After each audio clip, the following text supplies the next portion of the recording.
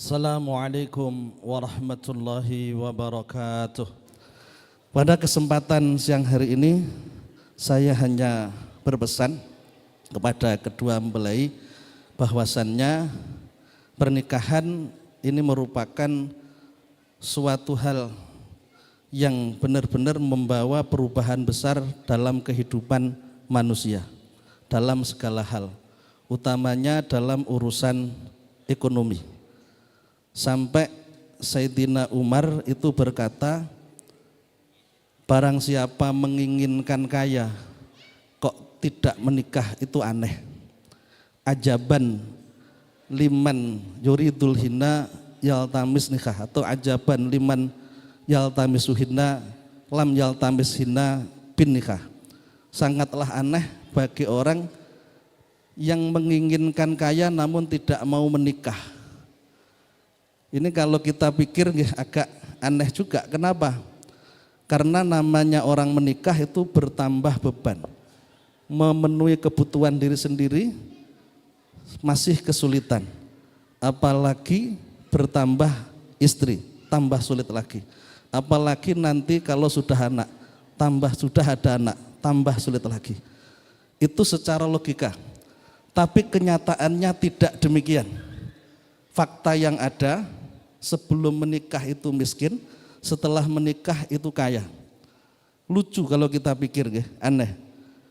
Semestinya semakin bertambah beban, semakin berkurang. Namun semakin bertambah beban, justru semakin bertambah kaya, tidak bertambah miskin. Itulah kuasanya Allah Subhanahu wa taala. Karena dalam Al-Qur'an Allah sampaikan yakunu fuqara'a yuhnihumullahu min fadlih wallahu wasi'un alim. Jika mereka semua itu miskin, maka Allah akan mengkayakan. Allah akan mengkayakan dengan anugerahnya. Kalau sudah mengatakan dengan anugerahnya, berarti tanpa dengan kesusahan yang dilakukan, insya Allah kemudahan untuk mencapai kekayaan itu sangatlah mungkin. Karena Allah sampaikan yughnihimullahu min fadlih. Allah akan mengkayakan mereka dari anugerahnya. Wallahu wasi'un alim. Dan Allah itu maha luas pemberiannya, tidak bisa diukur banyaknya, dan Allah maha mengetahui. Sehingga saya mengharapkan kepada anak saya putra, ini anak saya putra nih, anak firruh anak saya dalam urusan ilmu, karena ngajinya sama saya. Orang tua itu kan ada tiga, orang tua yang melahirkan kita, orang tua yang menjadi guru kita, dan orang tua yang menjadi orang tuanya pasangan kita, yakni mertua. Karena putra ini ngaji sama saya anggap sebagai anak saya. Dan saya berharap walaupun sudah menikah tetap mau ngaji, tidak sendiri, justru mengajak istrinya. Dan itu salah satu cara untuk bisa kaya. Saya selalu sampaikan hadis Nabi sahih, jenengan bisa cek dalam kitab Riyadhus Shalihin, kafallahu li talibil ilmi birizkihi. Allah akan mencukupkan rizkinya orang yang mau ngaji. Lek jenengan pengen sugih sregep ngaji. Tapi males biasa deh. Lek kan sugih ngoten mawon niate. Lek ndak niate ngoten ndak semangat biasanya. Karena Rasul sampaikan Allah akan mencukupkan rizkinya orang yang mau ngaji. Aku tak ngaji ben sugih. Demikian pula masalah ini pernikahan. Aku menikah biar kaya. Tidak masalah niat seperti itu, karena kita yakin dengan yang dijanjikan Allah. Kalau Allah berjanji akan mengkayakan, pasti akan diberikan. Hanya saja harus kita dasari dengan niat untuk ibadah seperti tadi yang disampaikan. Ibadah yang dimaksud apa? Ibadah dalam arti menjaga diri dari perbuatan zina. Sehingga Rasul sampaikan azina yurisul faqra. Zina itu akan membuat orang miskin. Kalau zina membuat orang miskin, maka menikah akan membuat orang kaya. Yakin kepada janjinya Allah. Orang yang punya ilmu itu ciri-cirinya imanun sabitun, iman yang kuat, keyakinannya kuat. Sampai saya itu selalu bilang begini, kalau orang itu punya masalah hidup, kok dia mengeluh, setiap hari mengeluh, mempersoalkan masalahnya. Bahasa saya simpel, koyok orang duwe Gusti Allah. Orang mengeluh itu loh, orang mempermasalahkan hidup itu loh, kayak ndak punya Tuhan. Jadilah seperti anak kecil yang tidak pernah mengeluh keadaannya walaupun ndak pegang uang. Kenapa? Karena yakin punya orang tua yang akan memberikan pertolongan, merawat, memenuhi kebutuhan dan lain sebagainya. Jadilah hamba seperti anak kecil yang tidak pernah takut dengan keadaan hidup apa yang terjadi. Kenapa kita takutkan? Wong semuanya sudah ditakdirkan. Dan kita punya Allah yang maha segala-galanya. Kalau kita punya uang, uang bukan Tuhan. Kalau kita punya jabatan, jabatan bukan Tuhan. Kalau kita punya pasangan, pasangan bukan Tuhan kan. Maka kuncinya adalah imanun thabitun, iman yang kuat. Iman yang kuat bahwa Allah itu ada, Allah itu dekat dengan kita, Allah itu maha kuasa. Sampai Allah sampaikan dalam akhir surat Yasin itu, fasubhanalladzi biyadihi malakutu kulli syai'in wa ilaihi turja'un. Maha suci zat di mana dalam genggamannya segala sesuatu. Dalam genggamannya segala sesuatu. Allah itu kuasa untuk segala-galanya.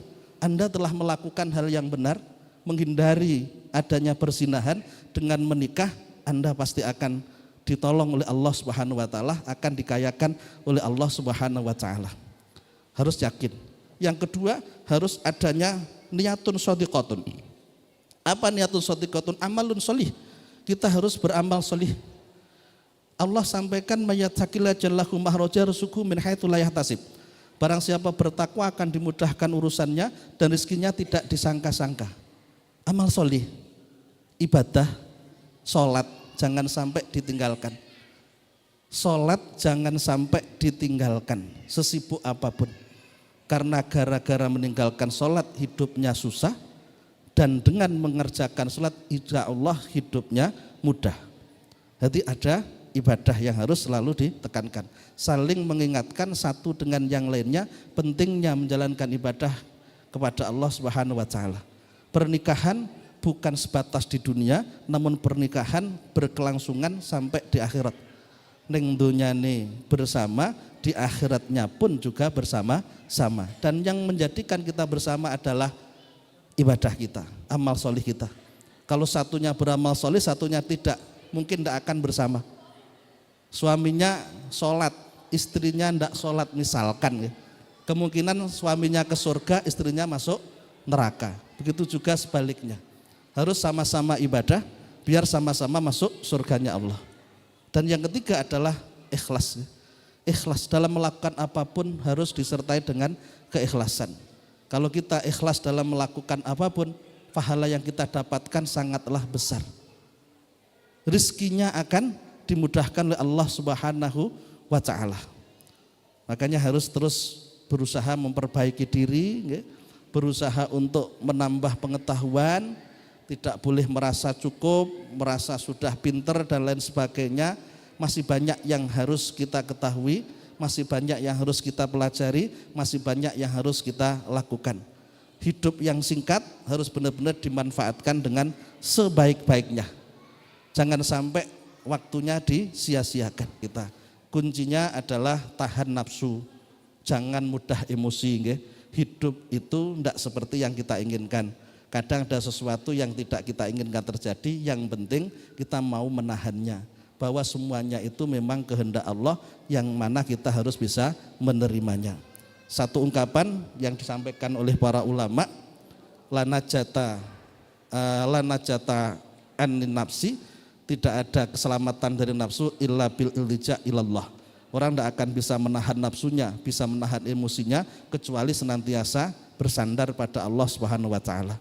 Mohon pada Allah biar senantiasa diberikan pertolongan, diberikan kemudahan. Jangan lupa bahwa Allah itu dekat dengan kita, Allah itu kuasa, Allah senantiasa akan memberikan pertolongan pada hamba-hambanya yang solih.